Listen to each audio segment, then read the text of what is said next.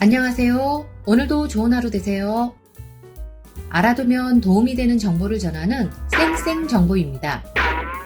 우리가 거의 매일 먹고 있는 계란 껍질, 티백, 귤 껍질 등등 여러분은 어떻게 버리고 계신가요? 연말이 다가오니 생활 쓰레기 단속이 점점 심해지고 있는데요. 쓰레기 배출 방법에 대해 자세히 알아볼까 합니다. 구독과 좋아요는 영상 제작에 큰 힘이 됩니다. 많은 지방자치단체들이 연말이 다가오는 요즘 각종 분야에서 단속을 강화하고 있는데요.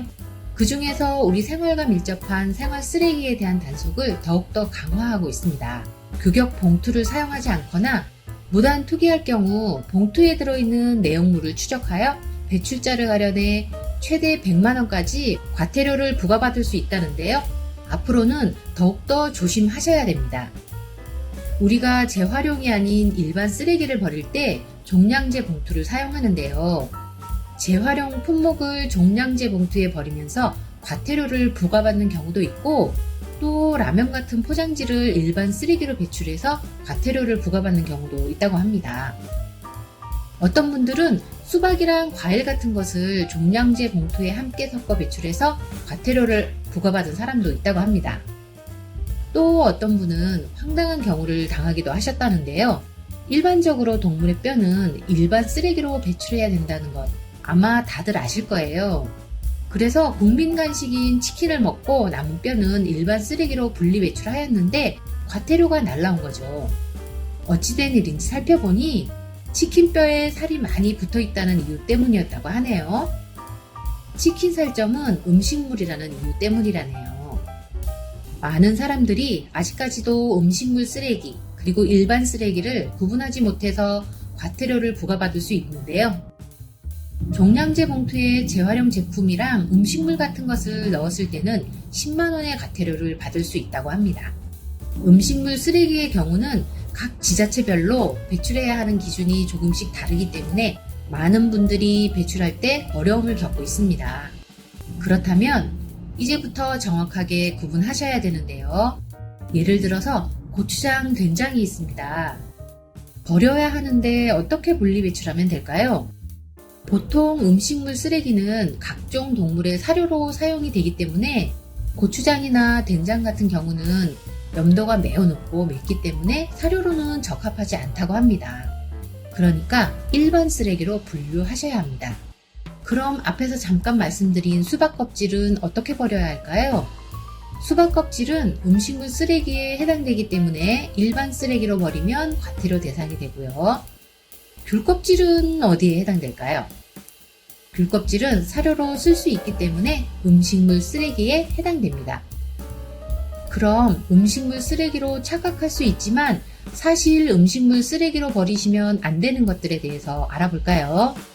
채소류는 다 음식물 쓰레기겠지 생각하게 되는데 쪽파, 대파, 미나리 등의 뿌리나 고추씨, 고추대, 양파, 마늘, 생강 등의 껍질은 음식물 쓰레기에 해당이 안 됩니다.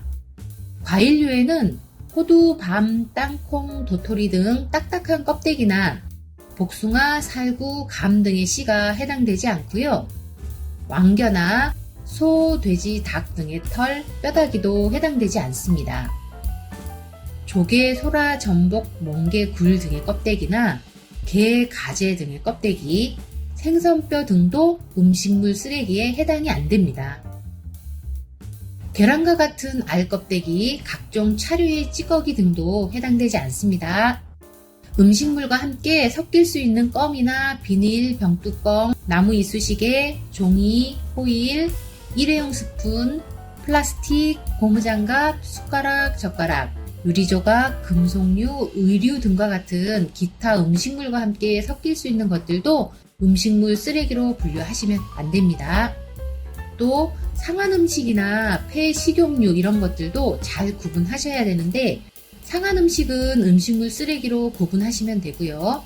폐 식용유는 분리배출하시거나 휴지랑 키친타올로 닦아서 일반 쓰레기로 구분하셔야 됩니다.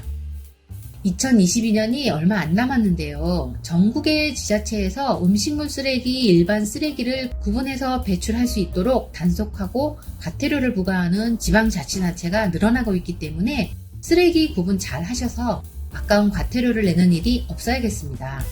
지자체마다 쓰레기 배출 방법이 조금씩 다르기는 하지만 일반적인 배출 요령에 대해서 알아보겠습니다.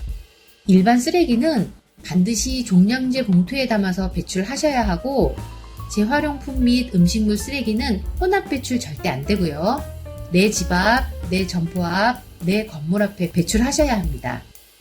대형 폐기물은 해당 대행업체에 신고해서 배출하셔야 하고 깨진 유리, 화분 등은 특수 마대에 담아서 배출해야 합니다.